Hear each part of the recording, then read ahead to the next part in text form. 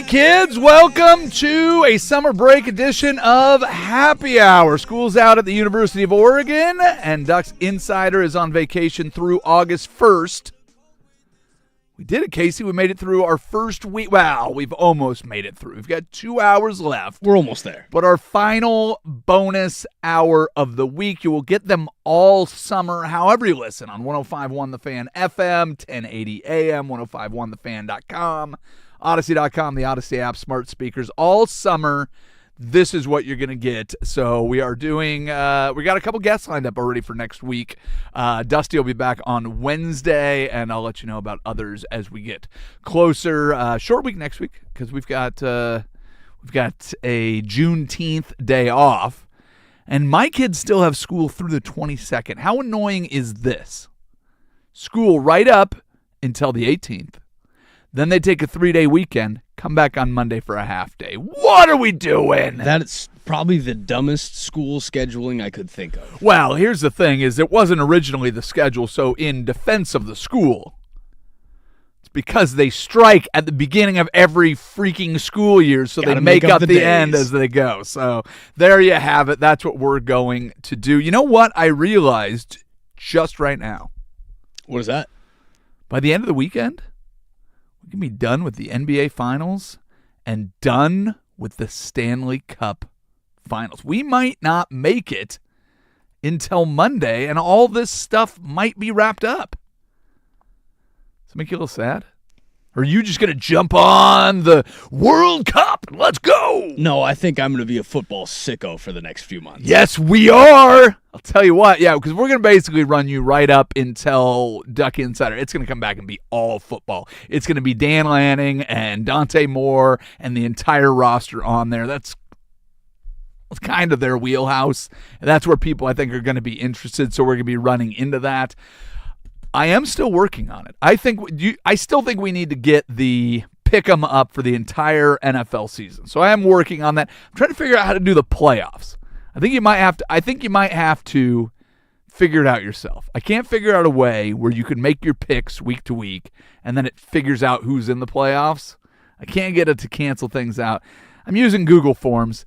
I'm no genius. I think you're just going to have to figure that out yourself. I'll give you all the AFC teams. You pick your 7 playoff teams from there, or your 4 division winners and your wild card, whatever. Yeah, it could do it division by division. That way, your division winner, that, and the other, find out who your wild card is. All right. So that was kind of where I froze on that. So we'll get that all figured out. So you're not – did I talk you out of the World Cup yesterday? Because you said you were all in. Every time I asked you a question, you had to go to the internet to check the answer. How many teams there are. I had to check how many groups there were. I thought you told me that I needed to be more interested in the World Cup yesterday. You do. During the show. Well, yeah, but you didn't seem to have any of the answers to questions that I threw out that were pretty simple. Surface level, you were asking some deep questions there. How many teams are playing? It doesn't matter. There's the U.S., there's Paraguay. That's the only one that matters today. Okay, well, thank you for that. What are the chances that the U.S. beats Paraguay today? I think we are slight betting favorites. You said that any team from South America would be favored over us yesterday. Well, boy, am I wrong. Well, here's the other thing. Betting favorites doesn't always mean that's who Vegas thinks is going to win. I'm going to make an assumption, at least for sports books in the U.S., I'm going to guess there's a little bit more money in the pockets of USA citizens than our Paraguayan citizens for U.S. sports books. Does that seem fair? Not a lot of Paraguayan homers at Caesars Sportsbook this afternoon. Does that seem probably a lot of USA homers? That seems pretty fair. I'm going to guess there's a fair amount of people in this country placing bets probably don't care much about Paraguay.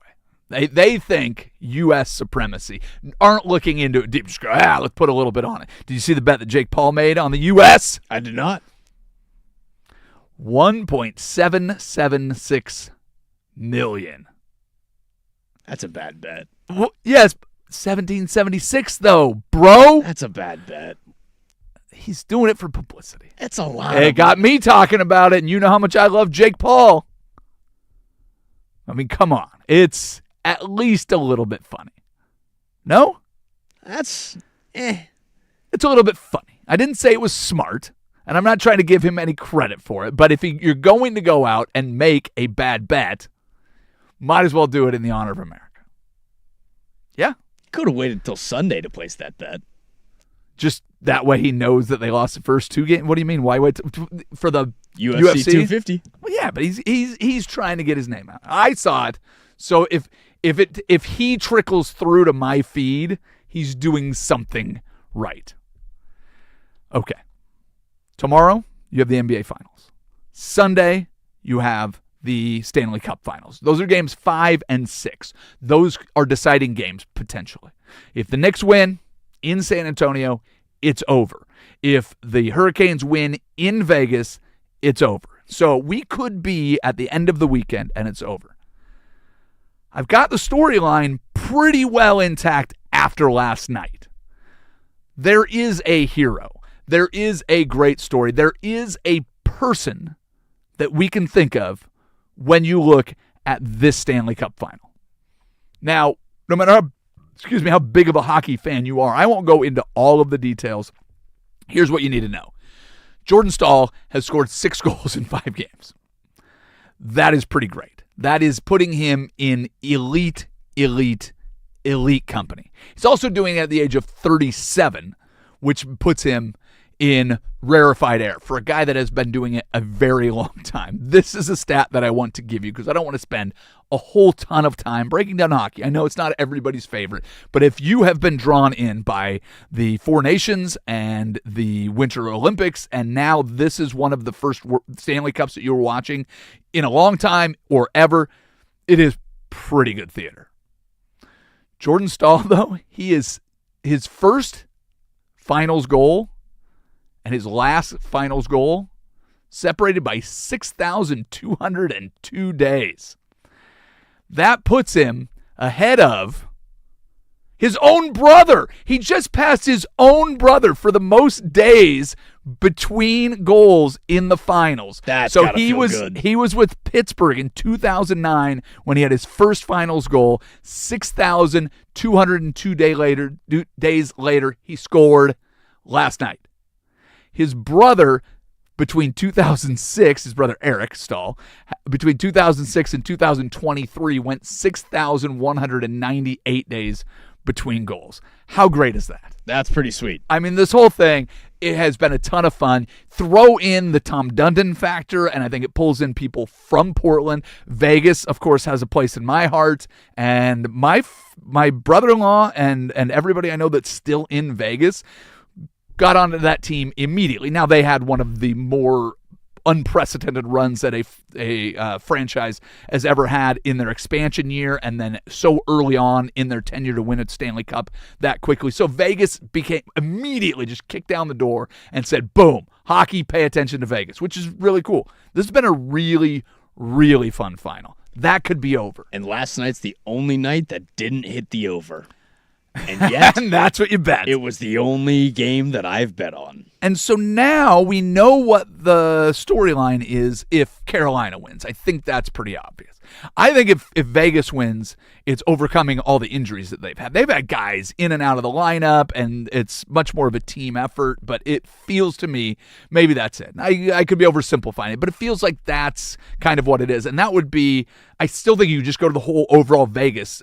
John Tortorella is probably going to be a big part of that conversation as well, who he came in to coach their last 8 games and got that, but they've been beat up in this final. So I think those are the 2 stories for Vegas. You see him get into it with the reporter last night? I did not see him get into it with the reporter last night. We'll save it for Wednesday. Perfect. We've got the other thing that he said was he said that he's leaving his clothes in the Carolina dressing or hotel room because he's definitely going to be back for Game 7. We'll see if that ends up being it.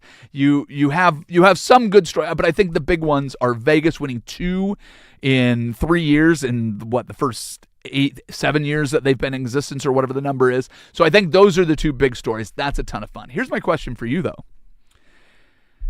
Is there a player that you would single out and go, this is all about blank if the Knicks win it all? Or is this just a team effort. Because I think this is more about the team that is losing the NBA Finals right now, even maybe more so than it is about the team that is winning it. OG Anunoby has one of the great shots now ever.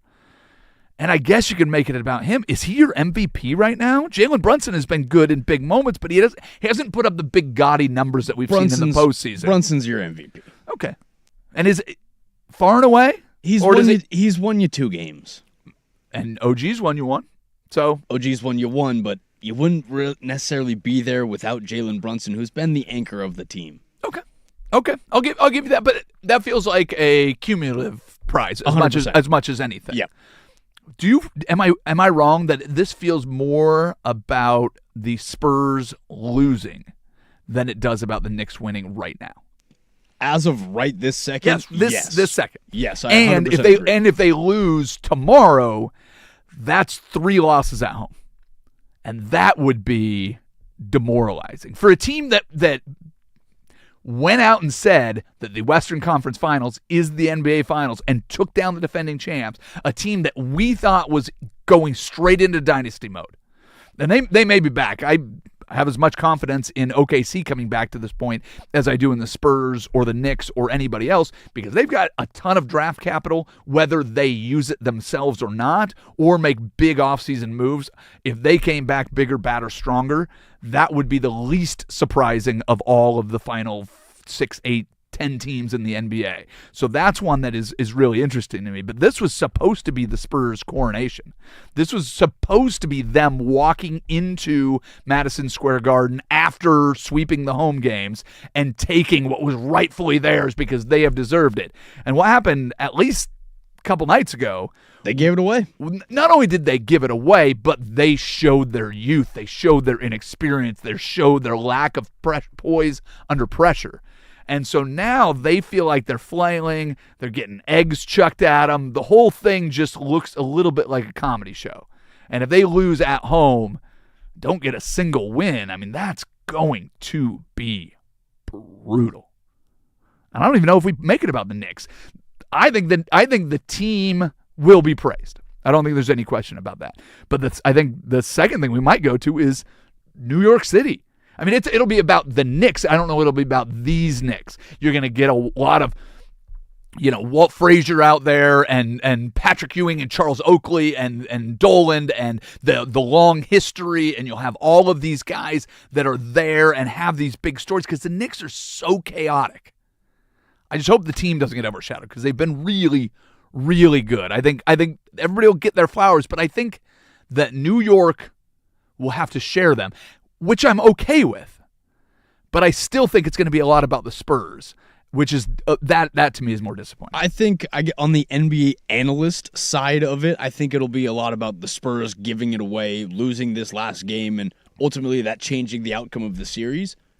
But New York fans are going to do what New York fans do, and they're going to hoist their team up higher than anyone wants them to be. Yes, I understand, but the way that New York celebrates, I mean, I can't even imagine what that city's going to be like. I mean, remember when Philadelphia won their Super Bowl? The polls. Well, yeah, but just how bananas it was, and the story became Nick Foles is still this folk hero, but he wasn't their starting quarterback anyways, and the Philly, those have endured, but when they won that first Super Bowl, the city made it about themselves. New York is going to do that at a whole Do you think that's the level. difference of them expecting to win this championship versus not necessarily expecting to beat Brady in a Super Bowl?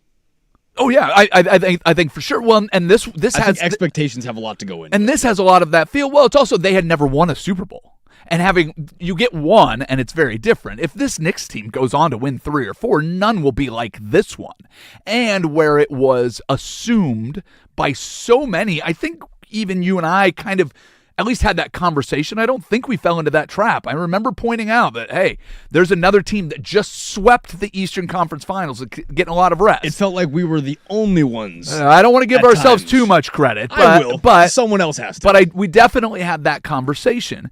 And so now looking at it where this feels like that first Phillies Super Bowl times 10, times whatever, it feels so much bigger. I'm trying to think of how Philadelphia Eagles fans reacted after winning the NFC Championship game.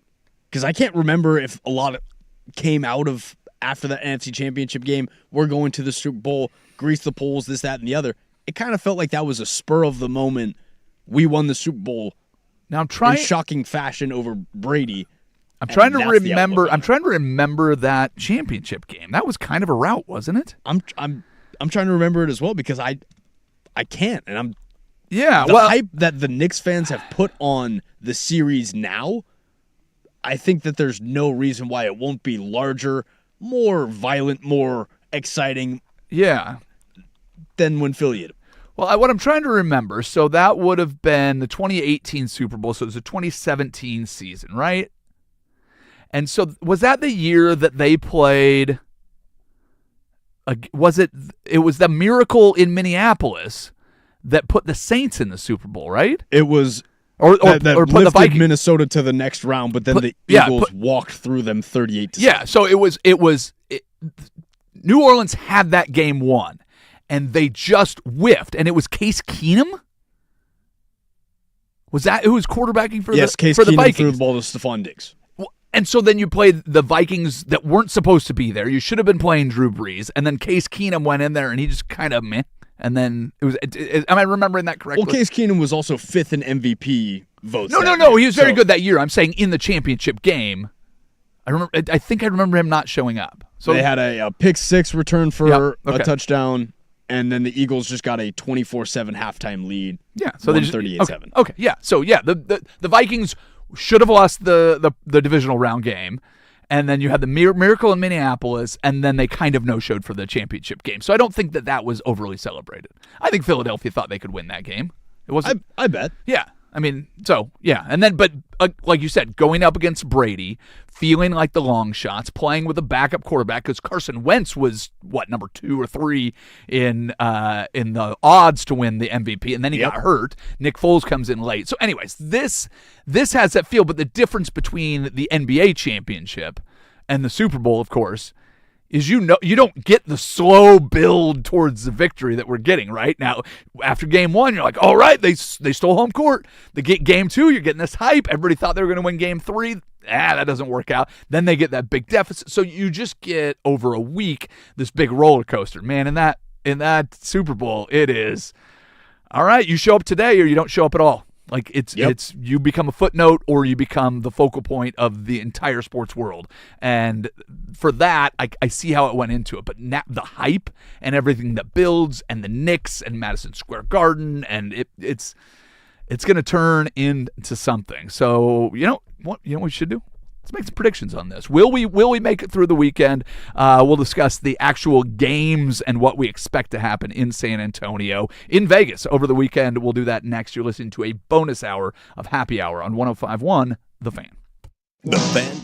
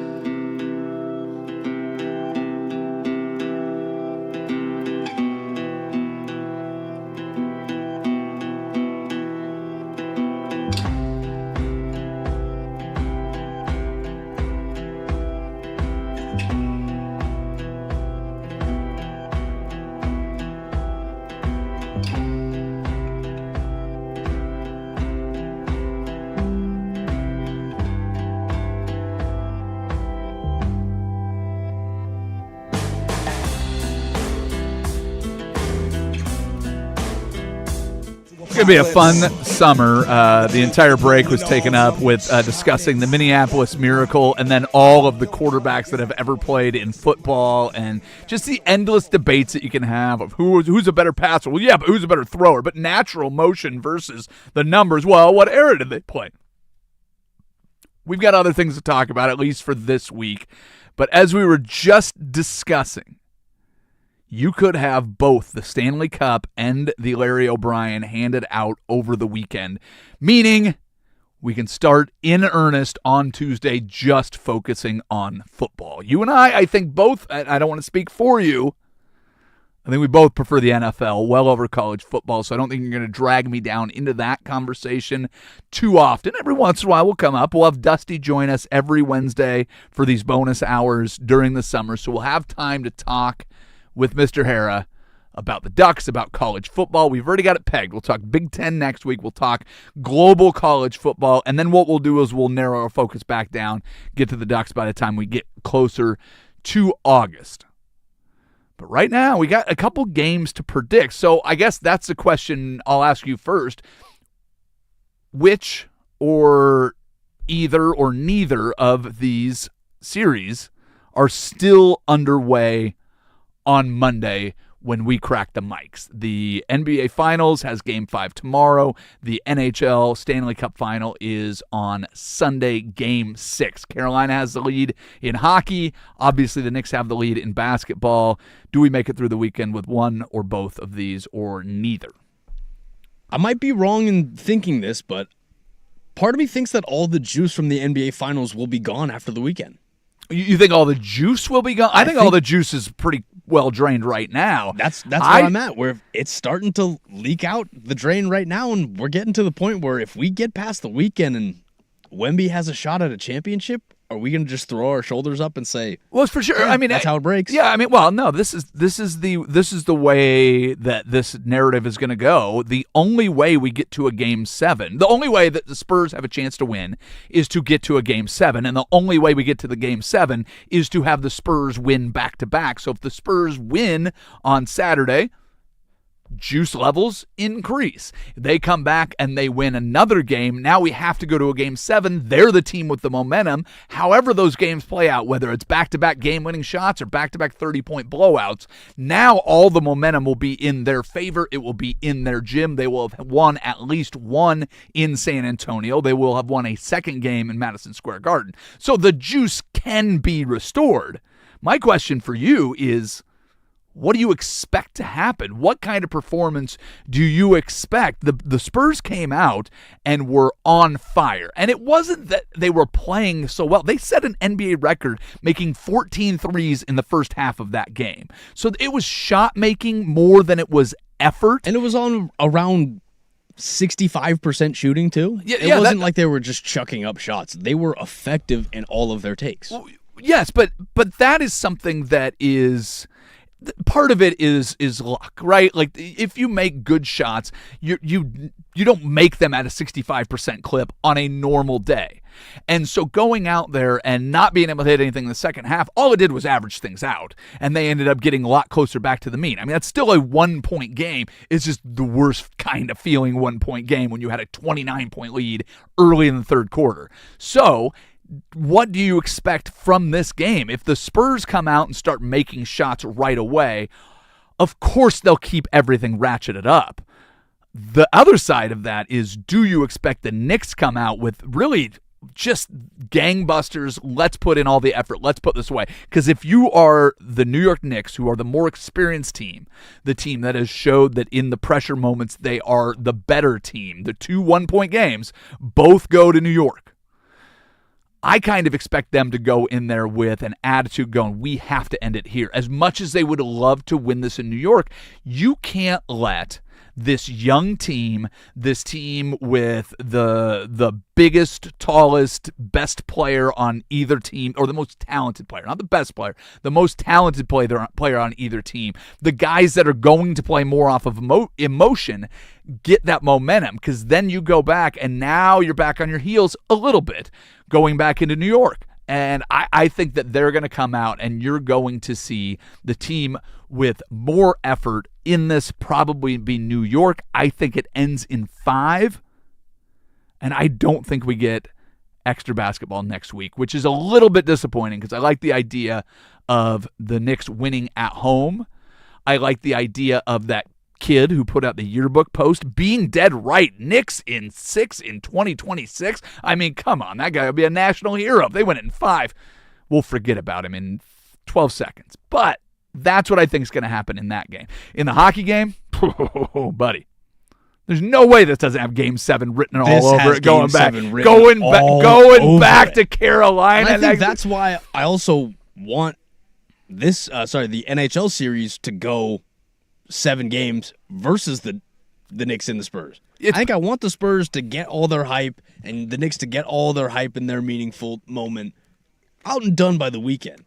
Because if we can carry hockey over to Monday and look and go, hey folks, Game 7, we're tied at 3-3, and each game has had at least 6 goals scored in. Yeah, this is going to be a shootout. The goalies, they're laced up. Whoever's behind there, this is going to be an absolute brawl. And if you know it goes to game, if it goes to Game 7, you know it goes to overtime. 100%. There's just something about the way it's been played, and these two teams and the two coaches have been great. Like the whole visual of this, the intensity, the hair on the back of my arm standing up just talking about this stupid hockey match. Come on, it is too good. Listen, if the Spurs can do exactly what I said, win 2, and then come back home with momentum, that'd be an all-timer. But I think it would be a blast. Game 7s are Game 7s. The juice out of it, because then you've taken all the hype.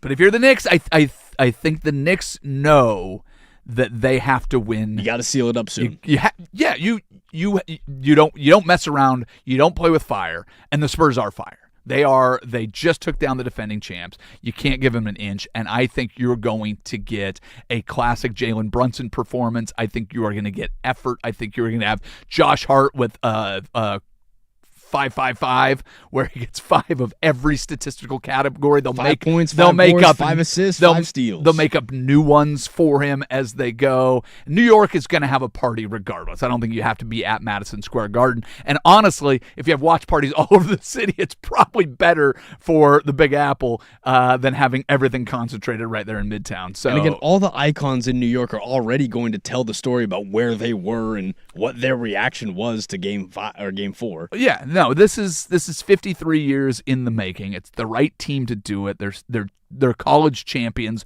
across the board on this team from the Villanova 3 or whatever it is. It is that's my prediction. So you and I are equal on this. Knicks win in 5. Yep. And the Vegas Golden Knights and the Carolina Hurricanes go to Game 7. All right. I'm good with that. I'm good with that. Now, I'm going to do something against my better judgment for this radio show. You're going to be my guest on here. I'm going to give you the platform. The claw has been erected. $60 million have been invested in throwing a fist fight on the White House lawn. The lawsuit has been settled. This is not misusing the national parks. This is not whatever the people were suing the federal government about, thinking that they could win a few days before Donald Trump throws himself a birthday party. There is going to be a UFC fight on the front lawn, the back lawn, the side lawn. It's going to be on the White House lawn. You said you wanted to predict it. You said you wanted to tell me what was going to happen. You want the whole thing. So you're gonna have to sell it to me. Mentally prepare yourself as soon as you finish. Well, we have to walk over to the George McCoy at Warren Allen Sports Desk, and you can tell me what we've missed so far. First on the fan, well, you did already mention it. The UFC fights at the White House will proceed this weekend after a federal judge denied an emergency injunction application this Friday, attempting to stop UFC Freedom 250, according to court records. Judge Amit P. Mehta in the Federal District Court of the District of Columbia ruled that the injunction filed by the Public Integrity Project on behalf of 2 activists failed to establish irreparable harm or an aesthetic injury to the plaintiffs needed to create standing allowing the case to go forward. Did they clear Brendan Sorsby to fight? That's all I really need to know. Is he going to be out there? Him versus the ghost of Pete Rose? Are they going to be out there wrestling? Johnny Manziel going to come in off the turnbuckle? Do they have turnbuckles? Oh, it's a cage. Yeah, it's an octagon. Off the wire. Well, I know it's an octagon. The turnbuckle, though, is a wrestling. It's a fence. They got a fence around the octagon. Yeah, it's a cage. All right. You better start thinking on it. You're going to need to sell me on this hard. And for more sports scores and stories in 30 minutes, I'm Lowercase from the George McCoy at Warren Allen Sports Desk. Hurt, missing work? Insurance companies acting like jerks? Don't call your mom. Call George McCoy at WarrenAllen.com. The home of the firm.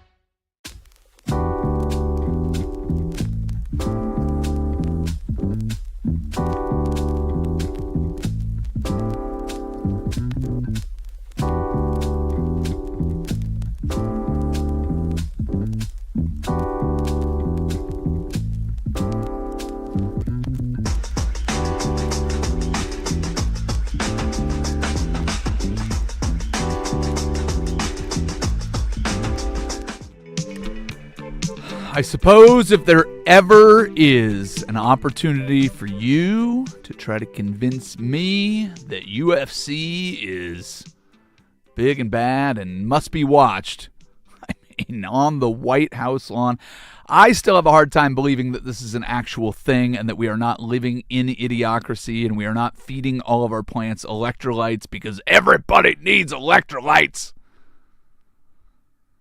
But here we are.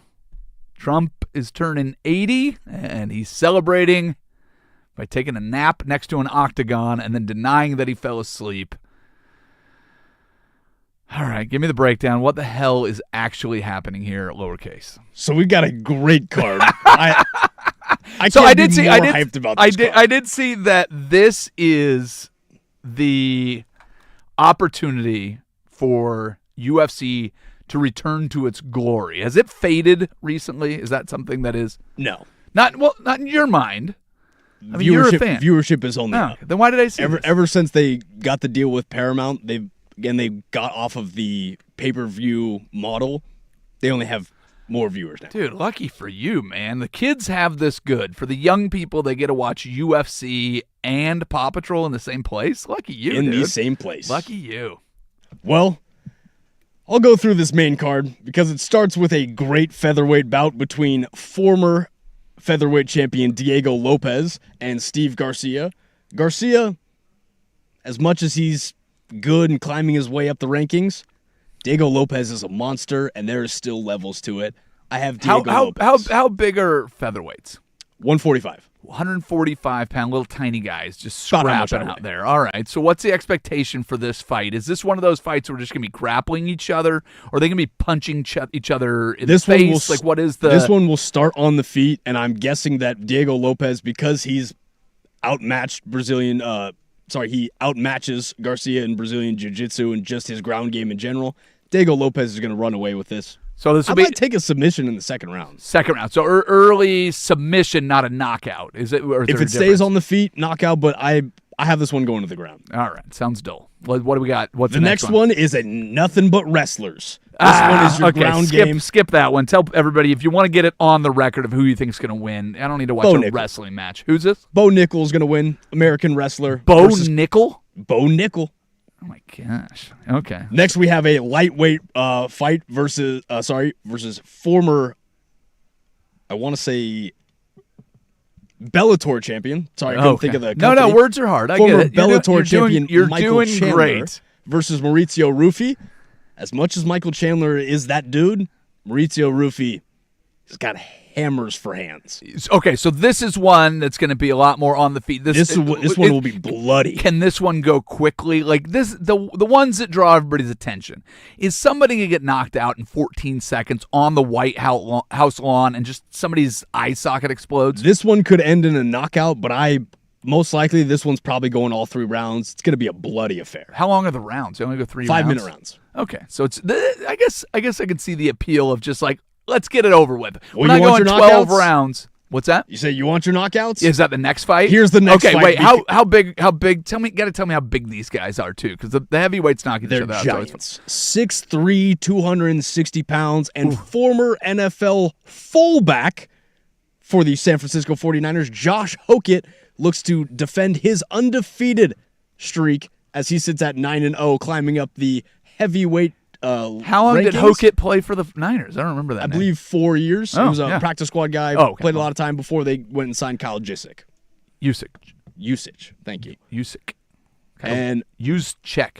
Juszczyk, thank you. Yeah, there we go. That's Josh nice. Hokett will be fighting against the man with the most knockouts in UFC history. Oh, now we're talking. Let's The go. man who says his balls are too hot, Derek Lewis. And that is my favorite fighter. I've won a lot of money betting on Derek Lewis. I will continue. Is this to the bet for main Derek card Lewis. then? Is this like the big, Oh, or is yeah, there more? these are the big ones. Okay, that is the big one, or there's another So one got, that you we got got? 3 more after There's that. 3 So- more. How many Oh, fights are yeah. they doing? Sean Is Sugar Show O'Malley. Well, is Lindsey Graham fighting Bernie Williams or Bernie Sanders? No, Bernie Williams. That'd be great. that'd be a good one. I showed up to a Mariners game last year, and you know who's playing guitar outside of a game that the Yankees aren't playing in, wearing his Yankees jersey? Bernie Williams playing blues guitar up there. I was like, what are you doing here? I think it was before the playoff game against the Tigers. It's like, what the hell is going on? Bizarre. Anyway, sorry. Hoping to avoid his 3-fight loss skid, Sugar Sean O'Malley will fight Ayman Zahabi. Ayman Zahabi is another knockout artist who fights out of George St. Pierre's camp. If you know George St. Pierre, he's a former UFC champion in the middleweight. Also, he plays Batroc in the Marvel Universe. Cool. It's a French arms dealer. Cool. Up next in our co-main event, You're we really have- selling this. Oh, of course I am. Up next, we have the co-main event versus former heavyweight champion Cyril Gane, who his last fight was against John Bones Jones. Oh. He'll take on Alex Poatan Chama Pereira. So you are saying these with the enthusiasm. Is this the best card the UFC has ever had? This is probably what I've seen in my lifetime. This is probably the best UFC card I've ever seen. All right. And the whole setup, it's going to be outside. It might rain. What would happen if it rains? They'll still fight. Yeah, they're just going to go. Have they ever done this before where it's an outdoor venue? I've yet to see a UFC event that's an outdoor venue. Okay, so this is unique. This is all new territory. The other thing that I saw, and so looking at the UFC thing, I glanced at it again. I'm not concerned with this a great deal, and when I'm not concerned, I usually don't dive in. But I know this matters to you, so I saw both of those things that were in there. But then the Mariners are playing in D.C. this weekend. They said it's going to be like 90. So what time does this whole thing fight? If we're outside, there's no temperature control. What is the potential that this thing is an absolute disaster for the fighters, for the fans, for the nation? 5 p.m. Pacific time, 8 p.m. Eastern. Okay, so it's in the evening. If it starts pouring down rain and these guys can't get their footing and can't get whatever, give me the chance that this whole thing just completely falls apart. Even if it does rain, even if it does... Yeah, but if they can't get their footing, I guess I'm just saying. So you have a guy that fights jiu-jitsu and is counting on balance and striking and using his core to create power to punch somebody in the face. Well, that'd be the opposite because jiu-jitsu is on the ground. Okay, whatever. So striking, somebody's trying to do that. Well, even with that, so now you're trying to get the grappling with a moistened man. I bet you that they have some sort of awning, some sort of anything that's over the top of the octagon, so the octagon itself isn't getting wet. And this is Saturday night? Saturday night. Okay, sorry, right now this is Sunday night. June okay, 14th. Sunday is calling for rain. It's not a ton of rain. Saturday is going to be 88. It's going to be 90 with a chance of rain on Sunday. So even if we get late into the evening, it could be ugly. When's it supposed to rain? 65% chance of rain by 5 p.m., 40% chance by 8. So if we get rain, you think it's going to be I'm fine. sure that they'll have something built into it where fans are probably getting rained on, but the fighters are probably fine. Okay. All right. So you're trusting this whole setup, Dana White? Yeah, this is gonna be legit. Okay.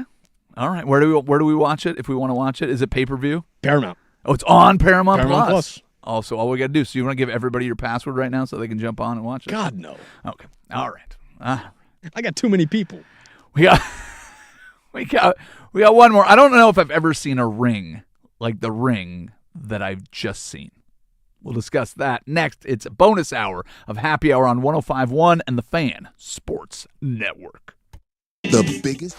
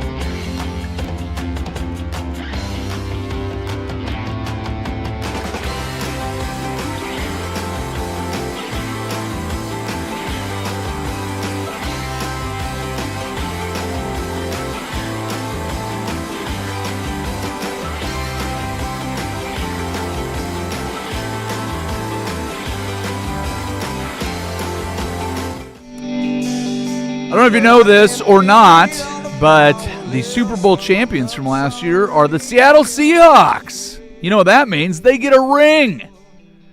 I keep forgetting. That's right. Not only do they get a ring, they also get a ring that converts into a medallion that can show a inner compartment that celebrates their 50th year, that's got 2 Lombardi trophies on it, and it's got all of the different diamonds represent this and represent that. What have you taken a look at this ridiculous ring yet? It looks pretty cool. Of course it does. I like ridiculous doesn't have to be a bad thing. It is insane. So there is a magnetic sliding connecting mechanism that you can peel off the face of the ring simply, elegantly. I'm sure that the attachment device is just stellar. And then you put on a little diamond-encrusted loop, run a chain through it, and now it's a necklace. The ring still has the plate that says Seahawks 50th on it, so you can rock your ring and your thing. I guess if you get commissioned and you are the jeweler that is putting one of these together, this is as good of opportunity there is to showcase what you can do. So you can criticize the team for going over the top or whatever, but hey, if my job is to make jewelry that people with too much money want to buy, Super Bowl rings are only going to start looking cooler. That's exactly where maybe I didn't look at the ones from last year, but doesn't this feel like game on? What if Brady had all 5 of his or all 6 of his rings, and then they just all connected like a glove, like a Spider-Man? How has he not done that? Spider-Man? You mean Thanos? Venom is what I meant. Oh, I was thinking Thanos. But yeah, like how has he not done that? Doesn't he have 7 though? Belichick has 6. Patriots have 6. Brady has 7. Am I wrong about that?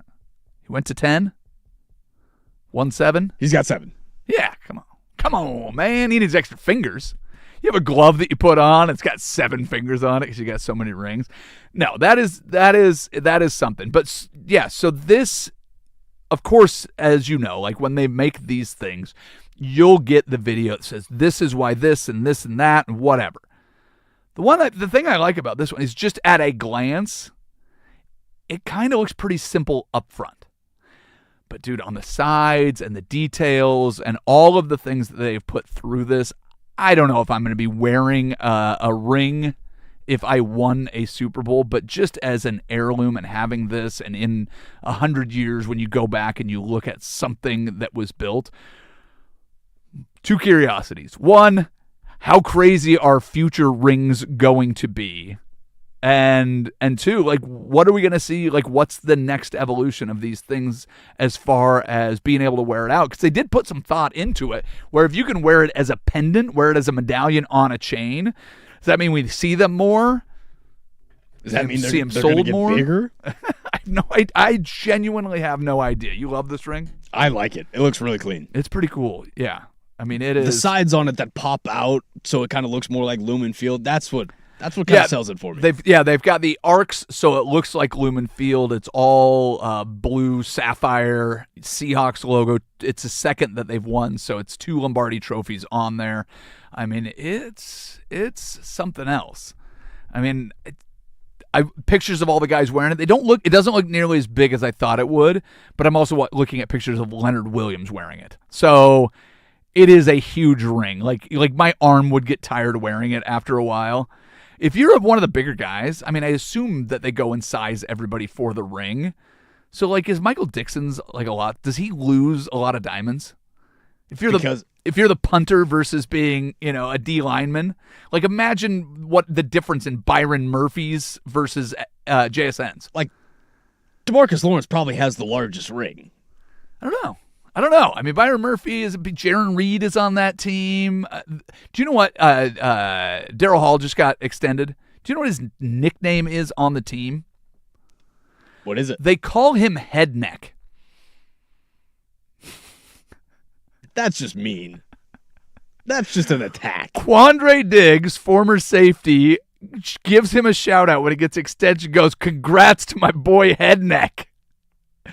Pull up a picture of Daryl Hall and just look at him and his head goes straight into his neck. If anything, it gets wider at the neck.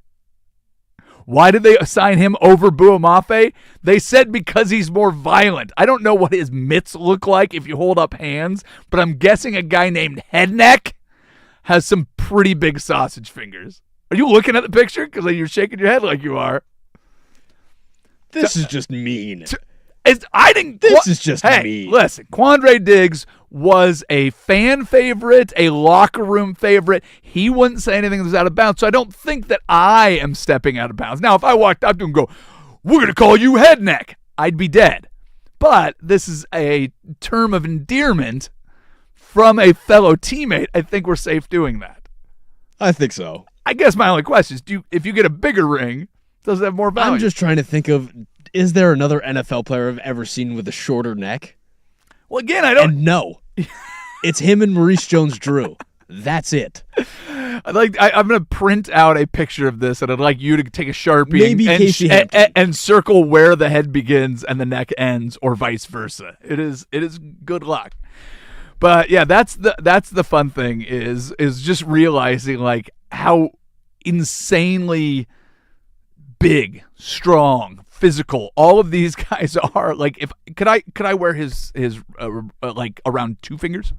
I'm sure that I can fit 2 fingers in the size of the ring that he is wearing. It's a lot, man. It's pretty cool. If you haven't got a chance to check out the ring, it is definitely worth taking a second to look at it. Even if you do not care about the Seahawks and you think their Super Bowl was a sham and the Rams should have been awarded it just for being the best team all year, listen, take whatever you want. But for me, it is, you're a Steelers fan. You think it is awesome, and it's just, to me, it's game on. It's pretty clean. It is, but it's. And that just means has that anybody done next that medallion year, someone's thing? going to one-up them. A year after that, someone's going to one-up them. Yeah. It's only going to Do you remember what Philadelphia's looked like last year? Not at all. I remember what Tampa Bay's looked like when Brady won it in 21. And have you seen the difference in the Brady rings and how much bigger and gaudier they have gotten? Because that is kind of funny. But I'm trying to find if I can see the Philadelphia Eagles Super Bowl ring. No, Seattle's is cooler. Much cooler. Yeah. Like it's next level. Yeah, because that's a 2017 ring. Oh yeah, theirs is kind of funky though. They did the same thing with the 2 Lombardis, and that makes sense. So, I mean, it's pretty ridiculous. Theirs has wings on it, like the eagle, but also, I don't know if I like that as much as I like the stadium look. Yeah, the stadium look is pretty awesome. Yeah, no, I mean it's still pretty ridiculous. I mean the whole thing, but yeah, the whole medallion piece on it, whatever. I mean, obviously everything that we see with the NFL with sport, it's going to get bigger, it's going to get grander, it's going to be that, and the creativity and all of the ingenuity that they put into this, it's pretty wild. So hey, congratulations, you got your rings, boys. Put them somewhere safe and have a great time with those. We'll get into our regular happy hour shenanigans. We will do it next. It is the bonus hour finale and getting into regular time on happy hour. This is 105.1 The Fan. If you're carrying...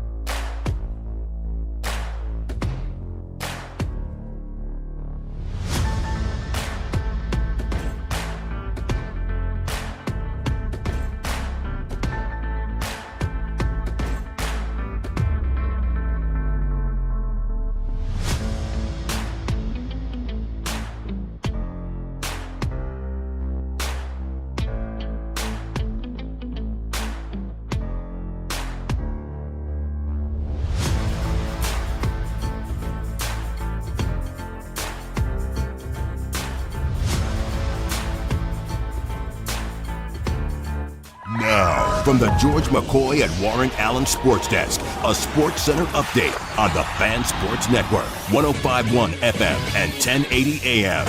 First on the Fan, your U.S. men's national team begins their World Cup journey today as they take on Paraguay in their first match of the group stage. Kickoff at 6 p.m. over on Fox 12 Oregon as the U.S. comes into the match as plus 110 betting favorites.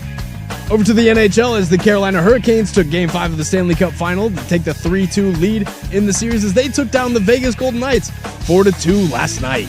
Game 6 will be on Sunday in Las Vegas as the Hurricanes have the chance to take home the Cup for the second time in team history. Your Portland Fire fell to the Las Vegas Aces inside the Moda Center last night. Final score on that one was 105-89 as Asia Wilson and Chelsea Gray combined for 61 points as the Aces were lights out from the three for all four quarters. Fire are back in action tomorrow at 5:30 as they host the Dallas Wings, as you can catch that game over on 9:10 a.m. when pregame starts at 5:15. And finally, Game 5 of the NBA Finals is tomorrow night. Knicks leading 3-1 in the series as both teams head back to San Antonio.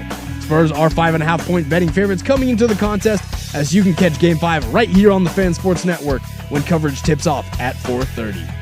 And for more sports scores and stories in 30 minutes, I'm Lowercase from the George McCoy Warren Allen Sports Desk. Hurt, missing work? Insurance companies acting like jerks? Don't call your mom. Call George McCoy at WarrenAllen.com.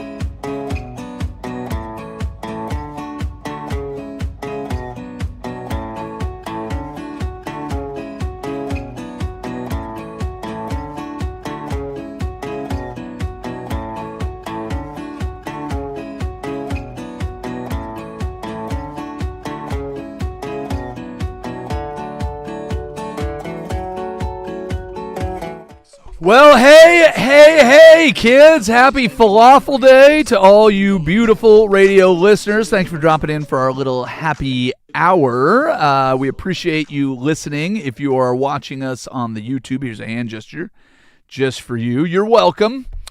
If you're listening to us on the radio through 105.1 The Fan FM, 1080 AM, online at 1051thefan.com, Odyssey.com, the Odyssey app, or you ask your smart speaker to find a show that's not exclusively talking about the RBC Canadian Open, and this is what you got. Use the fan text line, 503-2GO-FAN. That's 503-864-6326. Use it to text and share your thoughts, ask questions, solicit advice, or answer me this, dear listeners.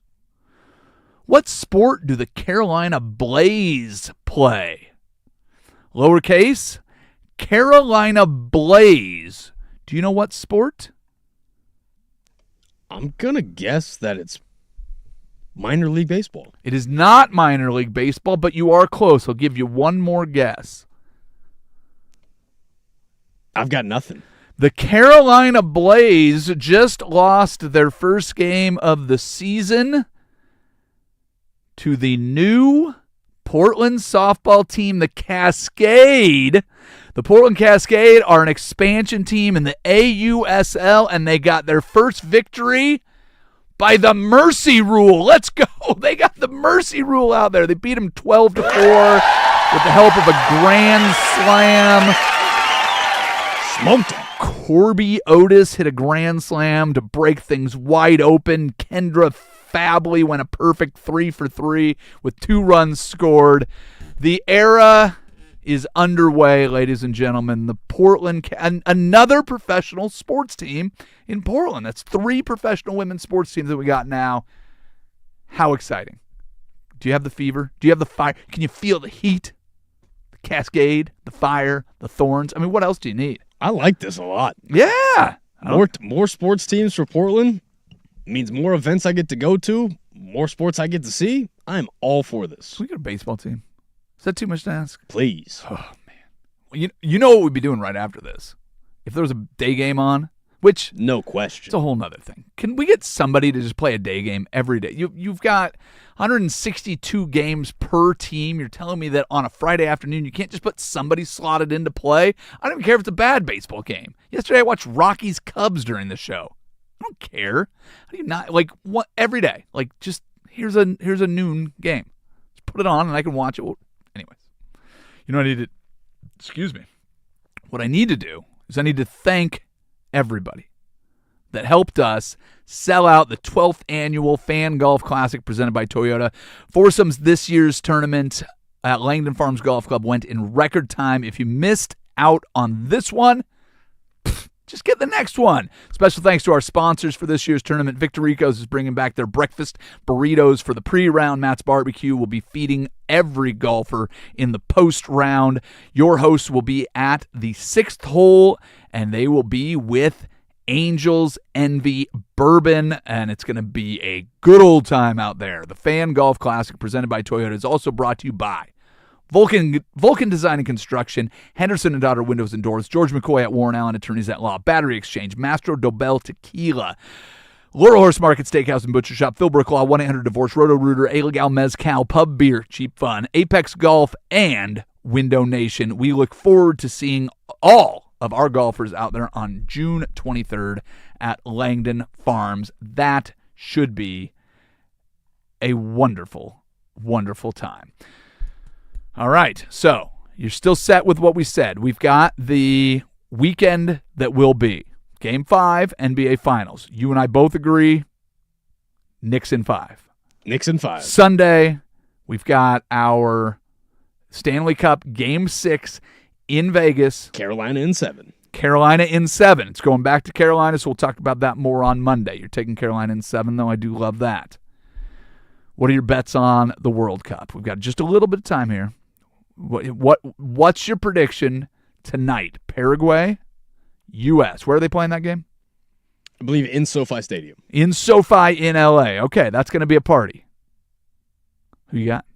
I think I'm going to take the U.S. to win. Oh, you're falling into the trap. The also sports books love you. Also might take Pulisic to score one today. Ooh, that's the only guy that I know, and I was not confident enough to say his name. That's why it's the only guy I'm going to bet on. Yes, because that's usually the way it works out. Like if he's that much, is it the only reason I know him is because he's that much better than everybody else, or it's just because I don't pay any attention? And I was like, oh yeah, but it's Pulisic. Okay, how did you say it? That's how you say it. Oh, I said Pulisic, but I don't know if it's Pulisic or Pulisic. Or Sitch. I think it's Sitch. You got any other hot takes? Any other upsets for World Cup for anybody that needs it out there? Mexico looks really dominant. They're going to go very far. Okay. Well, they played one game. They're the only winner so far that we've had. No, somebody played last night, didn't they? Yeah, Korea beat, I want to say, Czechia? You're killing me on this. My World Cup experts, ladies and gentlemen. So we'll rely on Casey for all of this. I'm trying to give you an opportunity. I'm trying to let you highlight. Oh, speaking of which. Yeah, South Korea beat Czechia. At 2:30. A couple guests lined up. Doesn't always happen. Doesn't always happen. Sometimes there was a flight that was changed, so we lost one. Another one was going to call in, but then they got invited to go out and check out Nike. Hey, you're in Portland. That's what you do. You go check out Nike. I get it. We're going to try something at 2:30. Casey often says, he's like, man, I got to write some of these jokes that in case you missed it is so fun. We're going to do it next, but at 2:30, we're going to do In Casey You Missed It. I'm going to work the applause buttons. You are going to deliver the jokes. How are you feeling right now about this?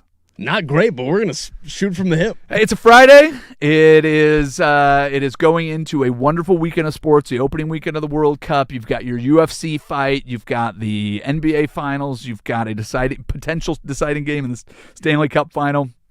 Weather's going to be hot. It's going to be great. You can sit in a pool near a TV and watch all of your stuff. It's going to be great. So you've got a little work to do. Here's what you have to live up to.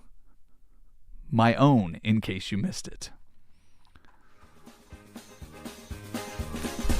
In case you missed it, the NFL has officially closed its personal conduct investigation into free agent wide receiver Stephon Diggs without discipline, clearing the way for him to sign with a new team. Diggs was acquitted in May of a felony strangulation and assault charges involving his private chef over a pay dispute. Needs a new team and a new chef. Who do you think Diggs calls first? His agent about a new team, or Devontae Adams about seeing if he can get a Taco Bell in his house too? It's a lot safer. The expectations are lower for the Taco Bell chef. No strangulation necessary. In case you missed it, the Carolina Panthers locked down former undrafted wide receiver Jalen Coker with a 3-year, $35 million contract extension. Coker went from being an undrafted free agent out of Holy Cross to, holy crap, my grandkids never have to work. Good for him, dude. That is, to me, is fantastic. In case you missed it, Phil Mickelson was reportedly kicked out of his San Diego golf club after a female employee accused him of non-consensual physical contact. The club's management literally had to track down Mickelson in the middle of his round to escort him off property. Man, this is a big double whammy for Phil. Not only is he being kicked out of his clubs, but he had to forfeit the $50,000 he had bet on the back nine. I mean, that's terrible. No? Don't worry about Phil. Knowing him, he probably had money that he'd be eventually kicked out of his own club. So he probably won a little bit back on that, no? Based on your reaction to the first joke, I'm going to guess that it's too early to start calling him Phil Tickelson. Is that right? Like, we shouldn't. Okay, right. Perfect. That's exactly. Hey, I'm just making sure. Too soon. Too man. soon? I'm sorry. In case you missed it. In case you missed it, Spurs legend Manu Ginobili prematurely celebrated San Antonio's victory when they had the massive lead by going on to social media, completely jinxing his team by posting 0-0, let's go Spurs, when the Spurs were up 29. He was assuming that the series would end up being tied. Or maybe it wasn't a jinx at all, and he was just predicting the stat line that Wemby would have in the final 3 minutes. 0-0-0-0. I can't get over the last one. That's right. Wemby scored with 3 minutes and 4 seconds left in that game. After that, 0 stats. I was trying to figure out how to make fun of him, where to make fun of him. He did not have a rebound. He did not have an assist. He missed 2 free throws. He did not have a block. Did not have a steal. It's pretty bad. Pretty bad. In case you missed it, video has emerged showing Karl Anthony Towns motioning for courtside Knicks fans to crowd the Spurs inbounder on the final possession that led to the botched pass and the Knicks victory. So if the Knicks go on to win this series, does that mean that they need to engrave 2 championship rings with the names Finance Bro number 1 and Finance Bro number 2? Is that? Or do you think they'll personalize them, 1 for Chad, 1 for Brad? Like, do you think that they'll get that? Do you think that those guys were over there just to block the player? Or do you think they were trying to pitch Dylan Harper on a crypto startup? Like, what do you think was the...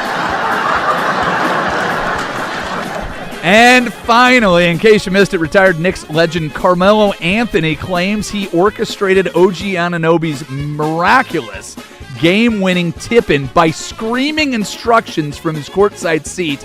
Melo said, and I quote, "I was yelling at them the whole time coming out of the timeout. The offensive rebound is there. Somebody go." Which is incredibly ironic because you have a guy who spent 19 years in the league and never once followed his own shot because he was too busy holding up his follow-through for cameras, just orchestrated the greatest offensive rebound in NBA Finals history. How ironic. Alanis Morissette, that is how you use ironic. I will respond to that in the way that Melo picks up rebounds. Huh? Look up how Melo picks up rebounds. What do you mean picks up rebounds? What does that mean? Listen to what he says when he picks up rebounds. I still don't understand what you're telling me. Give it time. Okay. All right. Are you going to do that in case you missed it? I mean, listen, you have to remember how dumb your audience will be for this. So, There you go. All right, Daily Buzz. What do we got for the Daily Buzz? We got to talk about, practice plans for the Seahawks. Cal Raleigh maybe should just stay in AAA. And what did these guys break in and steal in a local Portland Clackamas robbery spree? You won't be excited for these guys. They're probably going the wrong direction in life. All of that in the Daily Buzz. We do it next. It's Happy Hour on 105.1 The Fan.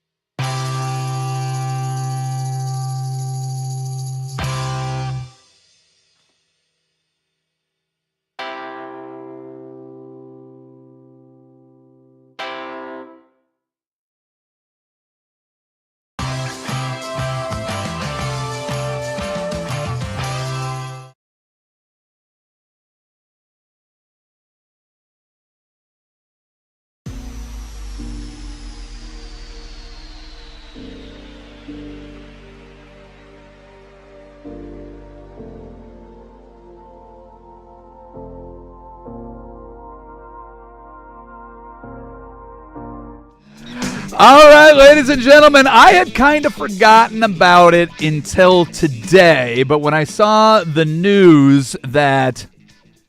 Oh, my sounds aren't playing. Uh-oh, we better fix that right now. We need to try... if we got into in case he missed it and my laugh tracks weren't working, or I would have been hurt. more like when my groan tracks aren't working. I found something out, ladies and gentlemen. I did not know this. I took a shot at Carmelo nerve. Anthony for taking credit for OG Anunoby's offensive rebound, suggesting that Melo was too proud of his own shooting to be concerned with offensive rebound. Now, in fairness, he did average 1.2 offensive rebounds per game, which is pretty good. Now, it has been pointed out to me that the only reason that he didn't get more was because he played with Tyson Chandler and others who were exclusively offensive rebounders and did nothing else and boxed out their own players to make sure that Melo didn't get in there. But I did not realize that he is your favorite player of all time. You No credit question. him for changing the game for the better, He was one of the key reminding guys. everybody that's listening that young people are dumb. So, with that in mind, I wanted to point out something that I had forgotten about, that the Seahawks are going to be featured on Hard Knocks, and hopefully, if these reports hold up, the Seahawks should be playing a joint practice with the Tennessee Titans. They did this 2 years ago, was Mike McDonald's first season there when they went to Tennessee. 2 practices before they play their preseason game in Nashville. Playing the School of the Blind in the preseason? It's preseason. What are you going to do? Well, here's the other option. They invited the Cowboys to come up and do a joint practice. Seahawks have never hosted a joint practice because they are the most remote team in the NFL. That so would have been teams don't fun want to for come up to DeMarcus do it. Lawrence. Oh, well, and you have Dante Fowler Jr. is now on that team as well. So, yes, I can see why the Cowboys said thanks, but no thanks. So, even though they practice in California. But it is a long way to go. But I think that will be fun. The joint practice element,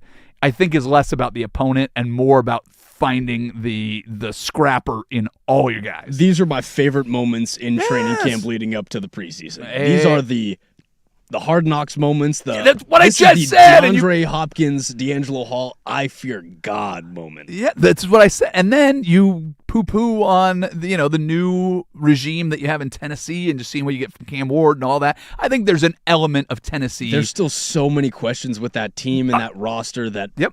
And now you get them against the defending Super Bowl champs in Hard Knocks. I think it adds a joint practice adds some juice.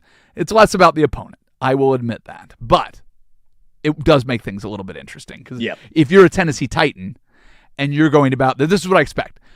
The Tennessee Titans are expected to be one of the worst teams in the league. Again, their division is pretty okay. We talked about it yesterday a little bit.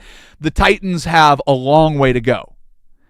Let me ask you a question. If I put you with the skill and the talent to be on that Tennessee roster and the defending Super Bowl champs showed up, would you be trying to show out even without the Hard Knock cameras there? yes, but it's still training camp. Has that ever stopped a joint practice from turning into an all-out brawl? It has not. Again, that's what scares me though. Yeah, is but the joint practice that for good TV. the talent disparity between the Seattle Seahawks, who just won a Super Bowl, Huh? and the Tennessee Titans. Yeesh, that one might look like the older brother beating up on the little brother. Yeah, but it's little brother's going to try to take some shots, I guess is my point. And that, from a TV standpoint, always kind of fun. The Buzz. All right, what is going on with the Seattle Mariners? Brian Wu had a tough outing. It sounds like Matt Brash is going to be on the IL for longer than initially expected. They're making these roster moves. They've tied the series and split with the Orioles. They have to play them again next week. They're in Washington to play the Nationals, who are on pace to potentially be the only team in Major League Baseball history to score the most runs and allow the most runs at the same time. So it should be a high-scoring weekend. Plenty of fireworks for the birthday and UFC celebration in D.C. That should be fun. Is there some good news that we can find somewhere? Cal Raleigh homer again in AAA. He is getting closer and closer to returning. This is a time in the season where you're kind of figuring out what your roster needs, where you can make some changes, where you can make some improvements. The catching has been fine while Cal Raleigh has been out. And I know that everybody's going to initially go to it and go, oh, he's hitting home runs in AAA. That's great. He's going to come up and maybe he'll hit a few more home runs. He's not going to hit 60 again. I get that. He's also a Platinum Glove catcher. He is also the guy that handles this pitching staff since this pitching staff has been in place. He came up with your ace, Logan Gilbert. He was there when Luis Castillo came over. If he walks out to the mound to talk to Brian Wu in the middle of a tough inning, I think he has a little bit more impact than Mitch Garver or Johnny Pareda. Just a thought. So getting Cal Raleigh back is going to be big. Brandon Donovan getting closer to returning, not as close as the big dumper, but all of that looks good. So we look for silver linings. The Buzz. All right. Well, it seems to be official by nearly every metric that you can go there out there and find. We have the hardest throwing pitcher in the history of baseball throwing right now. Jacob Misiorowski has basically shown that nobody is built quite like him. Is there anything weirder than seeing somebody that looks so young, looks like such a baby? He has thrown 45 pitches over 101 miles per hour in a game. And they all have run.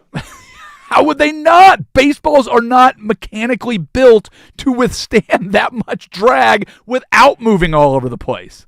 The whole thing is absolutely insane. I am not going to drag you through all of the details of it, but look at how hard Nolan Ryan threw it and Randy Johnson, and we're able to have a long career. If this guy can do that, we might have an opportunity to watch another guy that is in the next stratosphere. I know he's pitching for the Brewers, and I know he probably won't stay with them because he's going to get a whole bucket of money to go somewhere. But the Brewers find ways to win games with him there, too. Win now. I mean, hey, the Brewers have been a postseason team and been a very good team. If you look at their regular season record over the last decade, there's not many teams that have had the consistency in the regular season. They've not figured it out in the postseason. They got pretty well crushed by the Dodgers last year. Need more pocket pancakes. Need more pocket pancakes. That's all you need. But, there's a fun article on MLB if you care about such things that you can go and see all the details of it. But I thought I would throw that out there. The Buzz.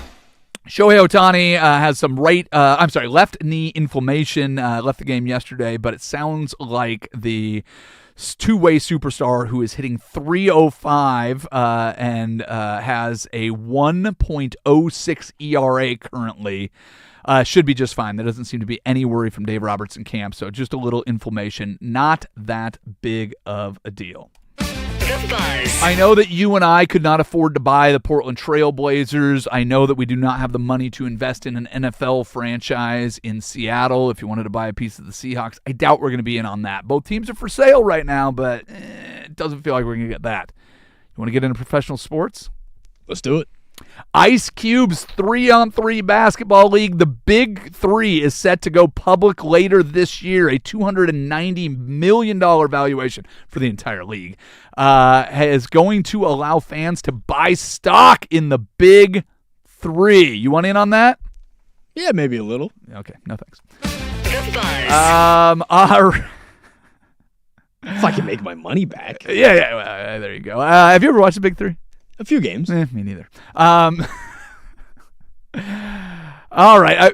I'm saving it for you so it'll not get First the Melo slander, now Ice Cube. No, We're getting into dangerous waters over here. I did not know it was. You were dropping something on me. And I was like, I don't sit and watch compilation videos of Carmelo Anthony rebounding, so I genuinely had no idea what you were talking about. I remember the Melo days here in Portland. I remember him being a great scorer, but I just remember Melo loved nothing more than he loved Melo. That was the joke that I was going for. But you seem to love Melo almost as much as he loves Melo. If Melo's under a ball about to get a rebound, listen to what he said. You told me. You told me it's not fit for air, and had I gotten it, you just went over my head. I am not part of the Carmelo Anthony super fan club, and the first bet I made when I moved to Vegas was on Carmelo and the Syracuse Orange to win the national championship, and he did. You'd think I'd like him more than I do, but all right. So I'm going to save the Sorsby stuff for you, but did you see that Clemson wide receiver Tristan Smith has been cleared by a judge in guess what state? A South Carolina judge has granted an injunction allowing a Clemson wide receiver to play this season, overruling the NCAA's denial of his fifth year waiver. Are we seeing a trend in college sports where, hey, if you don't like the decision that the NCAA makes, just go to the courts, find somebody in your local county, and you'll be all set. So we will not be seeing less of this, if I had to guess. And finally, The Buzz. they are calling them the Raunchy Robbers. Police say a trio went on a armed robbery spree of adult video stores. Portland and Clackamas police dismantled an armed robbery ring targeting adult video stores. Do they not know about the internet? Led by a trio who clearly have very specific tastes in contraband. Congratulations, we don't live in guys. Texas. What's that? I said we don't live in Texas. Texas has laws against internet. Yeah, okay. See, listen, the things that you know and the things that I know. today. You're trying. Well, the good news is, what are we going to do next? You trying to crack me and the listeners up. In case you missed it, we will do next. But first, let's walk over to the George McCoy at Warren Allen Sports Desk. See what we missed. We don't live in Texas. What are you talking about? This sports update is brought to you by Stone Creek Golf Club, Oregon's best public course, under $100. StoneCreekGolfClub.net. First on the fan, well, an Oklahoma attorney general has called on the Big 12 to suspend Texas Tech quarterback Brendan Sorsby. Oklahoma Attorney General Gentner Drummond is calling on the conference to suspend Sorsby in a letter sent to the Big 12 Commissioner Brent Yormark and Board Chairman Douglas Gerard on Friday. Drummond supported the conference's ability to sanction Texas Tech and Sorsby and recommended the Big 12 take action, rejecting recent threats from Texas Attorney General Ken Paxton that the conference cannot do so as meritless and facially absurd. There is a 20-minute video of five Texas Tech administrators telling everybody why they're doing the right thing. They are talking to the community. I made it like 30 seconds into it and wanted to pretend that I never started. It was the most. I don't even know how to describe it. It is vomit-inducing that they are trying to justify any of their actions. Just go out there and say, we love ball in Texas, and we're trying to get the best ball players. You got a problem with what we're doing? Sue us. Bring it on. Boom, boom, boom. And then shoot pistols into the air. Like, it is just, this whole thing is such a disaster, and I cannot even imagine that it ends to anyone's satisfaction. You genuinely think that there is going to be some resolution before we play football? Fine. Whatever that is still will not be satisfying, and you're just going to see more of this. We just saw it in South Carolina. You've already seen it with pro basketball players going back and playing in college. I don't know what the final straw will be in this, but college football jumped the shark for me a long time ago. So if you think this is too much for you, join the club. Join the club. And for more sports scores and stories in 60 minutes, I'm Lowercase from the George McCoy at Warren Allen Sports Desk. Hurt, missing work? Insurance companies acting like jerks? Don't call your mom. Call George McCoy at WarrenAllen.com. The Fan is live on YouTube.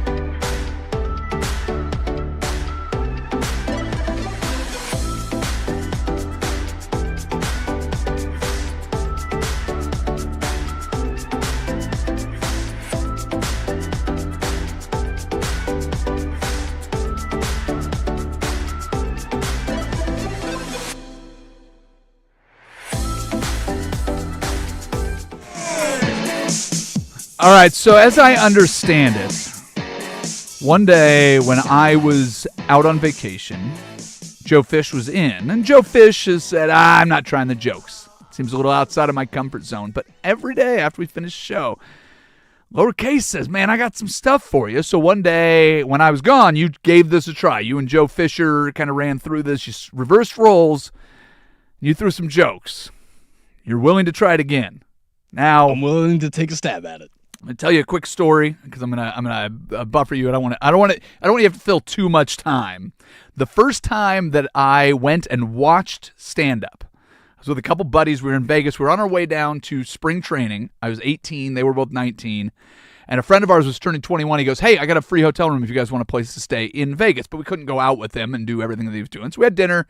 And then he went out to gamble and drink and whatever. And so we went to the Comedy Stop at the Trop, which has been demolished to be a baseball stadium. We watched a guy named Ron Schock, who I ended up later doing a show with, which was pretty cool.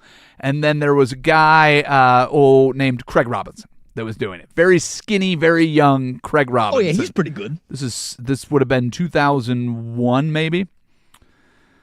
And after the show, my two buddies come up to me and they go like kind of nervously, did you like the show? Like, yeah, it's great. And they're like, you didn't laugh once, dude. I go, really? They're like, yeah, we kept looking at each other and then looking at you, and like you were focused on the stage, but like you almost looked mad. What I realized was the entire time I was just trying to figure out what the punchline was. I was in my own head trying to do it. And that trip, we ended up doing another comedy show and another story. But that was what that's where the decision to end up doing stand-up, the seed was planted on that day. So I say that so that you know I'm not a great audience participant for jokes. So you've already thrown two out that I completely missed. Apparently Texas hates online pornography, and you love Carmelo Anthony. Very true. So those two things. I'm glad you didn't mix those ones up. I've had a couple.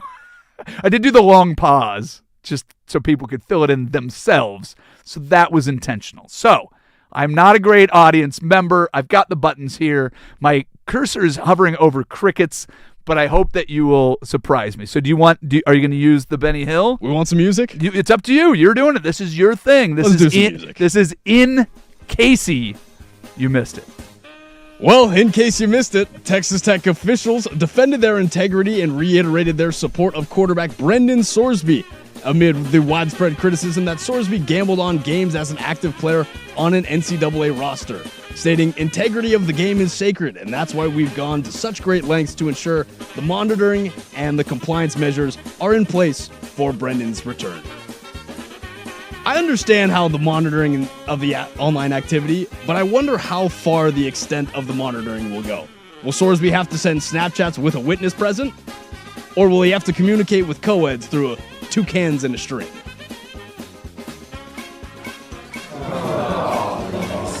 Long setup, payoff didn't quite get me there. And we worked on a punchline for that. I thought you were going to go with the... No? Well, in case you missed it, Caitlin Clark had a historic night last night as her and Aaliyah Boston became the first WNBA teammates, each with 30-point double-doubles. Boston finished the game with 34 points and 12 rebounds, while Clark finished with 32 points and 10 assists. Clark's notoriety has extended her stardom to great lengths, proving once again that it's okay to overlook Boston sports. Tough crowd. I told you I was a tough crowd. Start being harsher on you. Hey, you're welcome. I told you need to be harsher on me. I've had 2 misses today. And the funny thing is when I actually get you, you forget to hit the button. So I got you on one where you literally fell out of your chair, hit the groan, and then laughed for 3 minutes, and I had to delay the start of the next joke. So you're not so good at it yourself, buddy. In case you missed it, Serena Williams' doubles partner Victoria Mboko has suffered an MCL injury and will miss out on Wimbledon. We wish Mboko a speedy recovery during this strenuous process, but now that Serena is without a partner, I have drafted up a quick list of potential partners for her. We have Georgia McEnroe, that's John McEnroe in a wig. Arina Sabalenka after she was just upset in the Roland Garros. Her sister Venus, Neptune, and Saturn. Yeah. I needed more in between. Yeah, well, yeah. And the just put George. I don't know. We need to work. We'll work on it. We'll work on it. And finally, remember, you're talking to me. I need you here. I need your attention. Okay, engage with me. You need to bring me along. And maybe I'm not doing this as well as I could, but I need you to engage with me. All right, focus on this one. And finally, in case you missed it, UFC Freedom 250 is this weekend with fights scheduled on the front lawn of the White House. With co-main events from Alex Pereira and former heavyweight champion Cyril Gahn, we are set for a great card of fights, but in a surprising twist, President Donald J. Trump will now have to fight his largest battle of all time, staying awake through the prelims. I'll give you that. We need, I realize we need different buttons. We need a very quick, we need a pity laugh, which is just obviously, you tried. I would have appreciated an Eddie Vedder laugh in there. Oh, yeah, well, see, I wasn't looking at the Eddie Vedder laugh. So, hey, listen, I've got a little work to do. I appreciate the effort. There is nothing harder to do probably than stand-up comedy.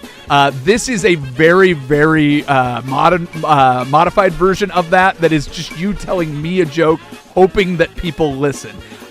I have multiple times just gone, if we're going to do this bit, we got to commit to it. There are plenty of people that tell us on a regular basis how much they hate it. And that is perfectly fine, because usually the biggest response you get is people that were disappointed. People that laugh at it, they go, oh man, that one joke was great. I can't remember what it was about. But the people that hate your jokes, they will tell you specifically. So, hey, I appreciate the effort. We'll keep working on it. Got someone from the text line that says nailed it. Hey, you probably did as well as I do. All I've done is I've just bought in, and if I didn't give you a hard time, what fun would it be? So, yes, good effort. We'll work on it. If you want to keep workshopping it, we can eventually get to the point where it's me and you. I do one, you do one. We'll figure it out. I'll redeem myself next week. We definitely need more. We need to work on this. Your little soundboard is lacking some responses. That's for sure. Is that fair? That's fair. All right. I'll have more for next week. No. We'll do them every week. Ooh. If we don't get guests on Fridays. Well, I mean, I've already got 6 guests lined up for next Friday, and there's no show. So we'll figure that out as we go. But we'll keep it. But hey, we do it every day, buddy. We can squeeze a couple in early segment. We're trying. The goal, if you're listening to this program right now, 503-864-6326. How do we make this show better for you? We've got 2 extra hours to goof around, or an extra hour every day. So 2 hours a day to goof around and figure out the best way to put the best show on for you. Now, the question is, does the show need more abs? And were those abs even real? We'll discuss next. It's one more for the road. It is Happy Hour on 105.1 and the Fan Sports Network. The new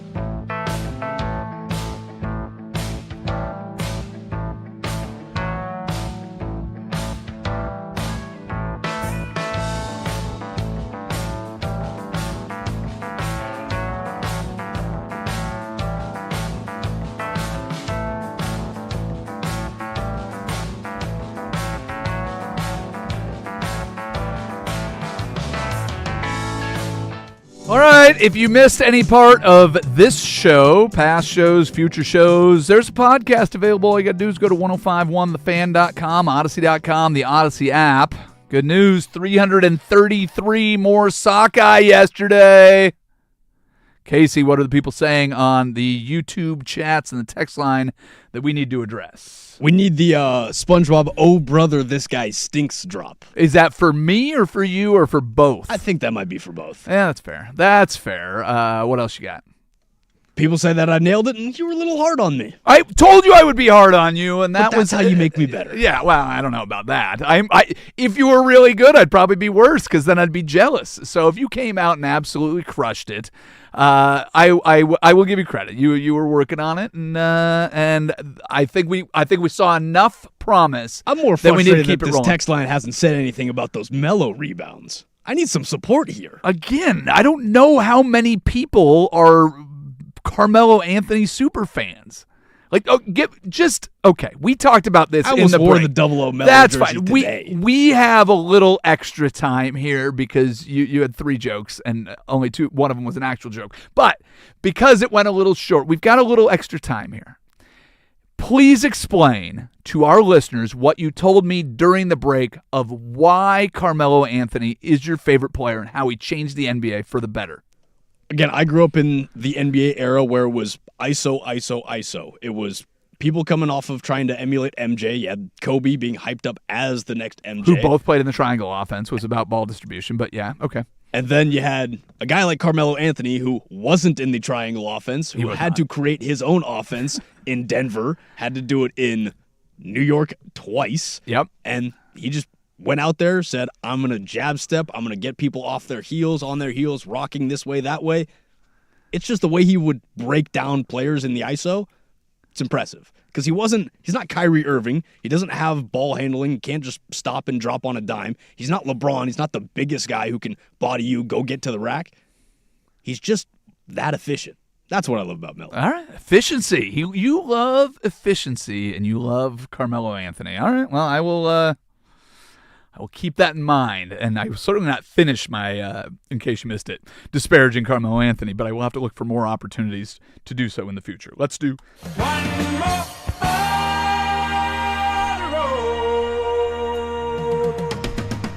Have I already asked you if you watch Saved by the Bell? Yes, you have. I have not seen it, but I know of it. Okay. And you know who Zach Morris is. I do. Mark Paul Gosselaar has a new show. God, everyone had 3 names back in the day. Who else? I'm trying to think. I don't know why I can't. There's a bunch now that I can't think of. Okay, yeah, I can't think of. Sarah Michelle Gellar, Sarah Jessica Parker. Okay, there you go. There's a bunch more. I don't know that there are. None of them popped to mind, but I was not a Buffy the Vampire Slayer fan, and I did not watch Sex and the City. But Neil Patrick Harris, Haley Joel Osment, Joseph Gordon-Levitt, Helen Bonham Carter, Mary Elizabeth Winstead. They're a handful of people. That's all that era. Okay, I don't think it is. I mean, we have to go through there. Neil Patrick Harris is of that. Neil Patrick Harris is. I will give you credit for that. And Sarah Michelle Gellar, I feel like that's a little later. That's probably a little bit later. But Joseph Gordon-Levitt's in that era. No, he's no. very much 30 in that Rock? era. What? You have to Or think Third before Rock. that. Third Rock from the Sun. I mean, Third Rock from the Sun is where Joseph Gordon-Levitt got his start, and I don't know that he was the biggest name. See when that show came out, because I remember 96. 96. All right. Well, okay, we can throw that. That's gonna be close. That's going to be close for me. I don't know when they stop making new episodes of Saved by the Bell. Before I was born. Yeah, so the era is any time before you're... Yeah, John Wayne Gacy was before you were born, too. You're going to throw him in there? Anyways, the 52-year-old actor has a new show called Bulges. What? Bulges is sort of like Hooters, only it will be staffed by men in crop tops and shorts instead of women, and will be strictly for men. So, yeah, it's a new comedy series, so get ready for Bulges. But here's what happened. He went out to promote Bulges and went on to stage in Toronto at the 2026 Bell Media Upfront, and went out on stage in a crop top and in short shorts And while many of the female admirers on social media complimented the physique of Mr. Paul Gosselaar, which one? What do we use if it's got three names? You go Mark Paul. You have to use all three names. Mr. Paul Gosselaar? Mr. Paul I think Gosselaar. you have to use Mr. the last Gosselaar. two. Is he Mark Paul Gosselaar or is he Mark Paul Or Gosselaar? is it Mr. Patrick Harris? I think it's Mr. Harris. So it's Mr. Anyways, he went out on stage. Many people complimented his six-pack that he was rocking on there until somebody thought that might be a bodysuit and is taken off like wildfire trying to figure out whether or not the 52-year-old actor's abs are real. So if you have a chance to take a look at the video, tell me what you think. But Casey, the question I have for you, you're a young man. I know that you have a girlfriend. You seem pretty serious or whatever. But have you ever got to the point where you were out there and Lowercase is taken off as a musician, you've become more of a personality? Let's be honest. You're the one with the future of the two of us on this show. Will we ever see you appear with a crop top and fake abs? Is that something you'd pull off? No, I'd have to do the real abs. Your real abs? You I get would your have to do the six-pack? real abs, but that's just so much work. That's so much maintenance. So much made. Are you going to watch Bulges? If your girlfriend goes, hey, come in here, we're watching Bulges, are you all over that? I think I might have to give it a watch. Yeah. Well, I've seen a lot of bad TV. Yeah. Can't be worse. Bulges as a step in for Hooters. That seems like I guess it's better than Dangles. Any of the other names that you can come up for that? I don't know.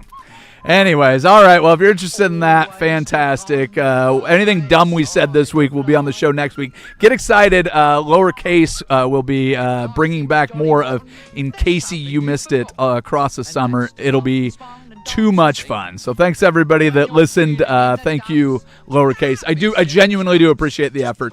As I mentioned, I'm a terrible audience member, so we'll have to get some more nuanced reactions in there as we continue on this. Well, hey, I'm going to be tough on you on Monday. we should be. We're only here to make this show better, and if you let me off easy, I'm going to keep bringing bad jokes. Let's wrap it up.